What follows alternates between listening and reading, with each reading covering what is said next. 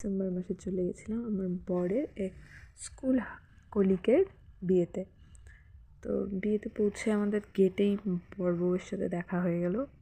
তারপর আমরা চলে গেলাম ভিতরে। তারপরে এটা হলো বসার ডেকোরেশন ছিল। তারপর আমরা স্টলে পৌঁছে গেলাম। সেখানে ছিল ফুচকা আর পাপড়ি চাট, পান ছিল আর সাথে কফিও ছিল। কিন্তু আমি ওসব খাইনি, আমি ফুচকা খেয়েছি আর পাপড়ি চাট খেয়েছি। আমিও খেলাম, একটু বুনুকে খাইয়ে দিয়ে তারপর আমরা চলে গেলাম মেন কোর্সের দিকে। তো মেন কোর্সে ছিল সাদা ভাত, স্যালাড, ভেজ ডাল, তারপর বেগুনি, কাতল মাছের ঝাল, পাবদা মাছ, তারপর ছিল ফ্রাইড রাইস, মাটন কষা, শেষ পাতে ছিল চাটনি, দই আর পাঁপড়। তারপর আমরা ওখানে একটু বসেছিলাম।